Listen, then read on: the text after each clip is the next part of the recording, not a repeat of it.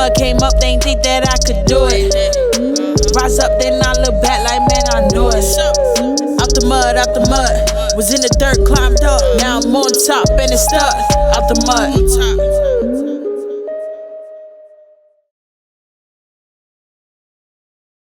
What's happening, y'all? This is your girl, Coco. What's up? It's HollyHood Tay. And we are back with Out the Mud, sitcom number 3. Listen, what's up, Tay? What's up? Man, Tay, this week been crazy. You know I always have some type of scenario or whatever the case might be. You know, out the mud. And not only do we just talk about business, you know, because out the mud is definitely a definition of like, what have you done to get out the mud? Yeah. But also we talk about life experiences too, and the things that we go through as women, things that we go through as men, mothers, husbands, wives, sisters, brothers, you know, bosses. You know, we go through a lot, and it's just like we don't want to really just designate our time or our, you know, topics to only, you know, how we got it out the mud. But yeah, just talk about like who you are as a person, as an individual. You know, so who is you, Tay? What's up? Let's talk about it. Well, I'm a mother. Okay. Okay. I'm a 9-to-5 worker. I'm a real estate agent. I'm a lot. I mean, you're a rapper. A rapper. Yeah.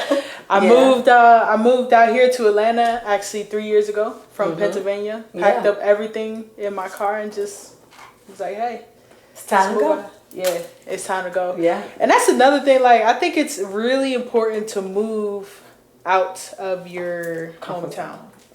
Out of your comfort zone. Like, I moved away from family. You know, I had a baby once I got here.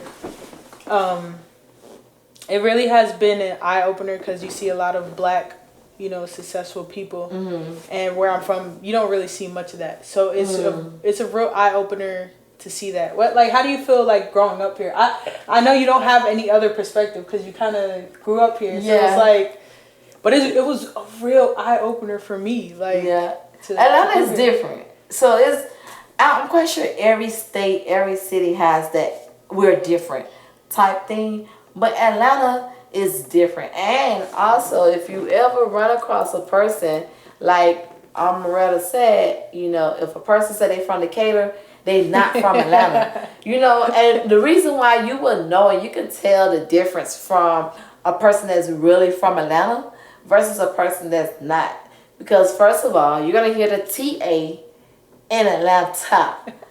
When you hear me talk, what you hear me say? Atlanta. It's just, everything just merged together. But, you know, I feel like I'm really just grateful that I'm really from here. You know, stamped from here, from Zone 3. I feel like Atlanta is a place where you can pretend. If you're not from here, you can pretend. Yeah. See, I'm from here. I can't pretend. Everybody already know my bullshit. Yeah. You know, so it's just one of those things. But hey, welcome to the A, baby, because you know what we do? We grind, we hustle, and we all have high confidence. And, you know, people can say, sometimes people from Atlanta, they arrogant. Or they, like, we're not arrogant. We just know. You know, especially when we put this, like right now it looks like I don't want to the prom. But, you know, especially when we put that shit on and we smelling good, our hair done, our lashes, like we feel like we the shit. One thing in Atlanta is the lashes. Y'all definitely got got that lash thing going on. So, okay, so I did hear you say you're a 9-to-5 worker and you also are you a real estate agent or you're a realtor? Realtor. So there's a difference. Yeah, please break that down.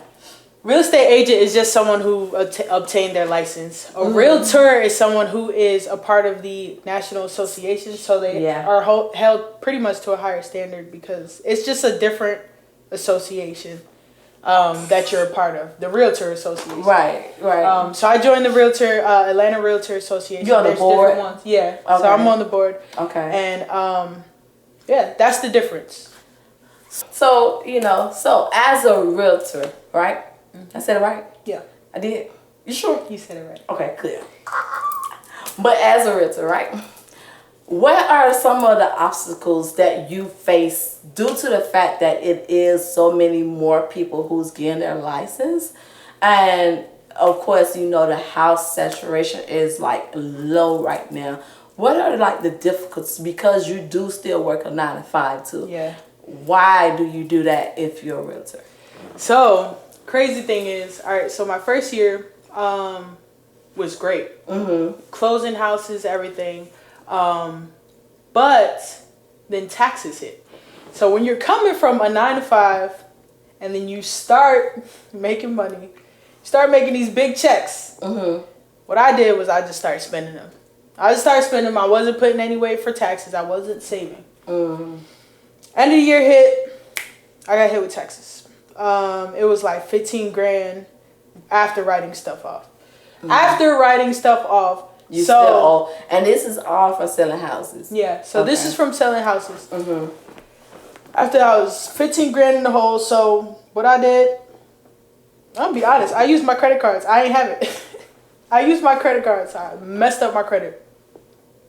Boom. So I was like, all right, I need to figure something out. When you're starting a business as a realtor, it takes a while to build up your business. Like, all right, I was starting off fast because I was releasing raps and everything. You was releasing what? Raps, like real estate raps. Okay. And just getting clients, closing houses. And then it slowed down. Then I'm like, damn, I got this tax bill now. So entrepreneurship is not easy. It is not. Yeah. It ain't for the weak, especially when you're used to making a check every week. It's like entrepreneurship. You may not have a check. It depends on what type of business you're in. But as a realtor, you may not have a check 3 months or whatever. So you have to really balance out that $10,000 check, that $15,000 check to make it last. But if you're just spending like I was, then you don't have nothing to bounce back on. Exactly. Yeah. So I was very, very, very irresponsible with the money that I was making. So I had to balance that out, of course, because I have a child. So I'm like, all right, so what am I going to do? Am I going to go back to a job?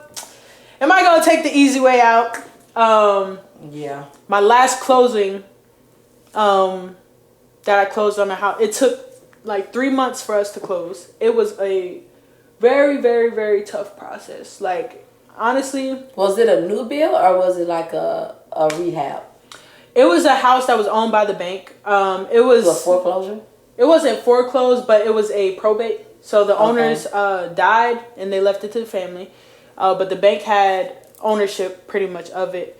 And they were distributing the property. So, question, I'm gonna let you get back to like your story, but want to know for the people that don't know, and for myself too, that what happens when you are a owner of a property, and you pass away, and then the bank take ownership. What happened to? I thought it was something like a remainder man or something that people able to your. Say, for instance, if you have a child, you pass away, isn't your child supposed to get your property?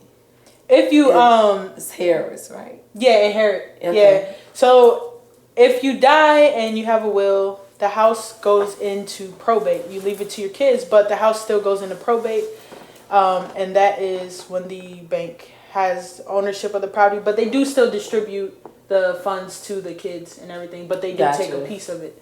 So there is. So the bank still take a piece of the property. Yeah, in probate. Yeah. So the thing is, I heard that actually to get around that is to put your homes in a trust. Yep. That's to put your homes in a trust, so it won't go into probate, and your kids will actually keep all that. So that's the only way to eliminate your house or any of your property going to probate. Is because, of course, the reason why it does go into probate because Uncle Sam has to get a piece. They have to get their piece. Yeah, they have to get their piece. Who the hell is Uncle Sam? We're going to talk about him because he gets on my fucking That's nerves. crazy. Like, you own a home for all these years, you die, you want to leave the whole thing. And you still got to give something to this person. You still got to give him like, a piece. Who created him? Because first and foremost, Okay, we'll talk about that later. Cause yeah. that just made me just I can say I'm like, yo, that's what got me, man. That's what got me back in the damn 9 to 5. Yeah. But look, but you have a plan though. I do have a plan. That's a blessing. But also, what I do know is that even if you do old taxes. If you do old taxes, you can set up a payment arrangement. See, I didn't know that. Oh, I didn't thought you had to pay all that up front. I paid it. Yeah, I didn't pay it. All but your credit card. Yeah, so that's what got me into a little financial predicament. Yeah. Like, so, but look, listen, it's okay to be honest. Like if you have to like reroute to get to a destination, if you have to take a back road, you know, but you still have the destination in mind, it's okay. Like it's okay. Like I'm not like, damn, fucking I can't do it. Like my plan is still, I got my 401k, so I'm saving 20% of my check, every check, plus $200 on top of that. So that's like 40. That's over 40% of my check every week. Yeah. That I'm putting away. I'm living on less so that I can stack up. And I could get. You're making sacrifice. Making sacrifice. You're making the ultimate sacrifice. And see, the thing is that a lot of people don't want to do that. They don't want to make the ultimate sacrifice. They don't want to feel as if they fail themselves. But however, see, I like what you just said because you have to go through what you're doing right now to get to where you're going. It doesn't mean that you're not going to get there. And it's true. And a lot of people that is in business will know that. Like sometimes, hell, I even went back to work. You know what I'm saying? And did nursing. My doctor, she called me. She's like, hey, Coco, I need you. All right, I need your check. Yeah. So I utilized that to be able to do something else as well. Even when I was doing my shop, I was working as a claims adjuster. So it wasn't like me just doing shop. Because the thing is, like salon suites, people automatically think that, oh, you got salon suites, you're rich. Yeah. No, you barely making, like you have to have multiple ones and franchise in order to really make the money. Yeah. So of course I was doing my claims adjuster jobs, and then also like I do tow trucks and stuff too. So it's like you have to have multiple streams of income. So the smart thing I do salute you on is that you didn't just allow this here situation to prohibit you from growing and glowing in life, but you was like, okay, I got this here in front of me. What am I gonna do to really get me out of this situation? Yeah. You know what I'm saying? Like you didn't act careless. You know what I'm saying? You did the right thing because now you have 2-3 streams of income that you're able to say, okay, you know what? I'm gonna use this part of the money to pay my card back. Using this part of the money to do this. You say like it's a plan. You know what I'm saying? So high five to you, friend. Because everybody don't have a plan. You really got to have a beginning plan and an exit plan. You have to have an exit plan. I never even understood and knew that about exit plans until I had to do exit plan. You know what I'm saying? Yeah. So it was like when COVID hit, my business, we were talking about this one time before, but my business slowed down, so I had to really figure out like what was going to be my next step. Yeah. And that was going to be my next step is an exit plan is do salon suites.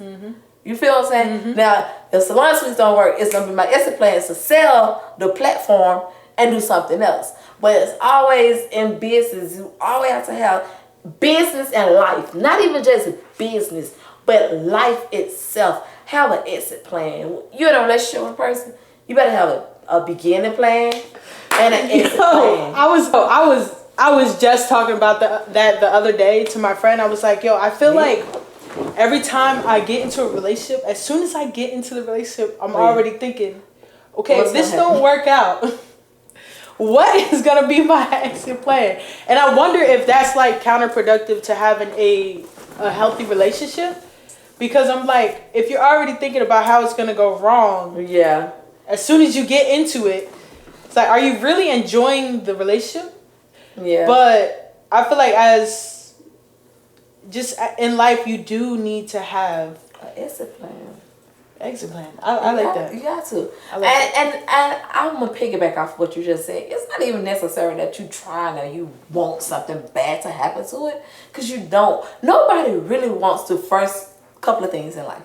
Nobody really wants to be alone. That's one.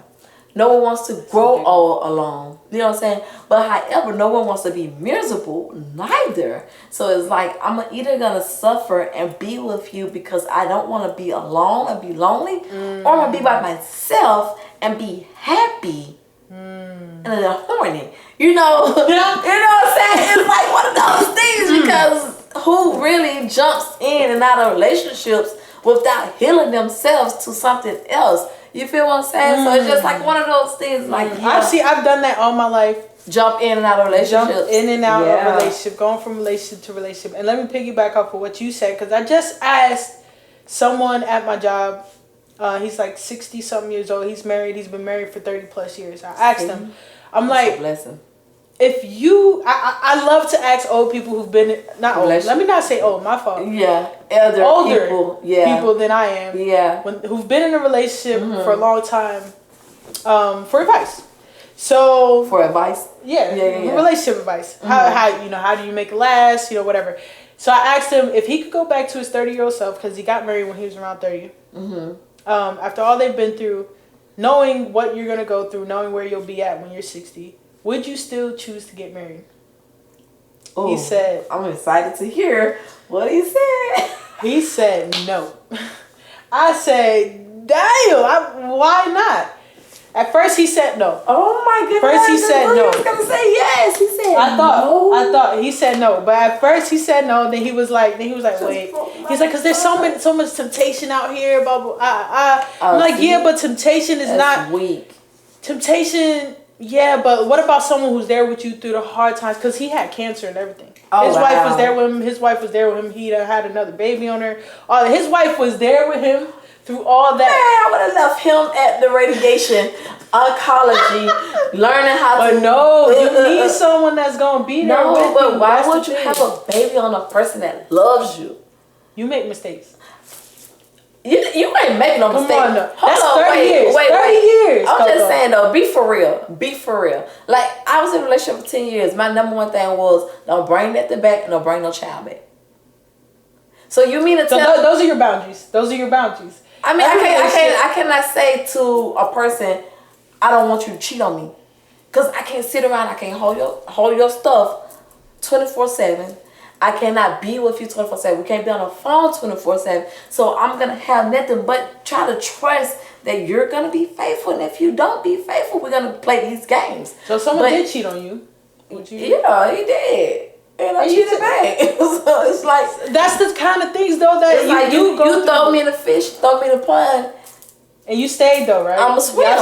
Y'all stayed together. I'ma swim. So we're going to swim together. So you can't get over... What if he cheated and he made a mistake and, the first time he cheated, You're not making a mistake. You got a girl pregnant. You're not making... Be for real.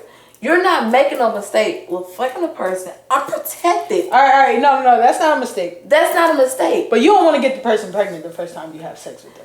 How? That's what I'm saying. You mean to tell me that you're going to be that much in heat that you can't say, hold on, baby. Hold on, let me throw this It was that good. Let me throw this. You ain't even tasted yet. Y'all didn't even... No, absolutely not. I guess because my mindset is thinking like, if I was a nigga, of course things happens. You know what I'm saying? But however, you got to think like this. Not only that this person could get pregnant, but this person could give me a disease. Yeah. You feel what I'm saying? And granted, all them years... What if the condom pops? Salute to him. Because we ain't ever had that problem. But yeah, just think like that though, for real. Now, if the condom pop, you mean to tell me as a woman that your man calling you and say, man, baby, I cheated. I was wearing a Jimmy, but it bust. You gonna believe him? Are you honestly, Tay, be for real? Be 100% for real. Are you mean to tell me that you're gonna say, yeah, baby, I understand? I'd understand. I'd understand because I'd understand where the other person is coming from. I always like to see why. You would understand that he said the condom popped. If it popped, it popped. It don't matter how it happened. It just matters where we're at. Where we're at now, it don't matter if the condom popped. You didn't put one on. You gotta have to go with that new baby. Now we're in this situation. Yeah. Anyway, so how are we gonna deal with it? Go. The point is, things happen within 30 years of a whole relationship. And are you willing to say I do and go through those kind of roller coasters with someone for 30 years of your life? Me personally, no. Tay, you don't even want to go 1 year with a person. Thinking 1 year. I've been in 5-6 year relationships. Thank you very much. Okay, but still. Thank you very much. Still. But you will cross you will throw the deuce too. Yeah, I have a problem with commitment. I can't. And you're a flirter, so. I'm a flirter. Yeah. I'm a charmer. Yeah, who? A charmer. Flirter. But anyhow. But that's just anyway. That's not here or there. But I want to go back to the business aspect of real estate and being a realtor. Is that okay? So with so many people are getting their license, and the housing market is slim to none. How are you surviving as a realtor in this business? If I was just a realtor right now, I wouldn't be surviving. But right. That's why, that's part of the reason too why I'm holding my 9 to 5. But there is people. It's not to say you can't do it. I'm not doing it right now, but there is people who are doing it, who are thriving, and it just takes a while to build up your business, and that's with any business. So I'm working on building back up my clientele, and everything. I took a little break, like I said, after my last transaction. It was rough. It had me stressed. Real estate transactions are very, very intricate. You're dealing with people's emotions, you're dealing with families, you're dealing with attorneys, you're dealing with your broker. Yeah, you're dealing with all these different aspects. So the last transaction really took me through a loophole, and I was just like, I have to get this closed for this family because I built a bond. I built a bond with them. I'm like, we have to do this. Yeah. Before we're closing, we're a few weeks out from closing, my client calls me. He's like, oh yeah, the loan officer said that we're not going to be able to close on this because of the fact that he was going to get his 401k money. He was going to get his 401k money and use that as a down payment. When he went to go get his closing money from the 401k office, they said that you can't take it all out. That was only during COVID that you would be able to take it all out. So they gave him half of what he needed to close. Oh God. So I was like, no, we're gonna get this done. We're gonna get this done. He's like, I don't think this is gonna work out. I'm like, that's my job to figure out how this works is gonna work out. So I hung up the phone. It's like, okay, Tay, how the fuck are you gonna get this to work out? So I was like, I started strategizing. I started thinking. I started laying on the couch. You got my legs shaking. Yeah, man, because we're weeks out. We've went through all the hoops. You put in your earnest money, which is we put in $3,000, and if you don't close on it, you lose that money. So I'm like, I don't want. And what exactly is earnest money? Earnest money is just a guarantee. If you're gonna buy a house, you put down $3,000 or $2,000, whatever you guys agree on, to say, hey, I am committed to buying this house. Gotcha. Pretty much, it's like when you buy someone a ring. I'm committed to marrying you. Your engagement ring. That's pretty much earnest money. I like that example. Yeah. So it just locks you in to go forward with the whole process. Yeah. And if you don't close, if you don't make it to the closing table, you lose that money. They keep that money. Exactly. Right. She keeps the engagement ring. So all right, so I was like, how we gonna make this work? So what I did was I called the loan officer. I was like, we need to make this work. He was like, we can't do it. If he's not coming in with all the money, I don't know what you want me to do. And I'm like, well, I can call the bank, because the bank was pretty much the owner. Well, I could call the listing agent and ask him to ask the owner, the bank, if they can bring money to closing. If they can put down some money, a credit for the seller, for the buyer, for my buyer, so that he can close. And we're this close to the closing table that I was like, I was telling him, I was like, we have to make it across the table, like for me and you, because we've been months in this process, and I know you don't want to put this back on the market.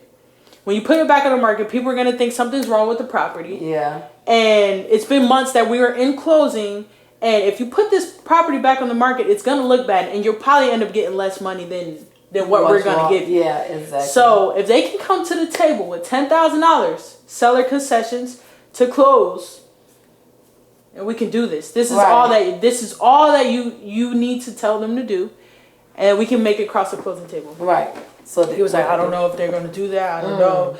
And I was like, listen, this is the only way.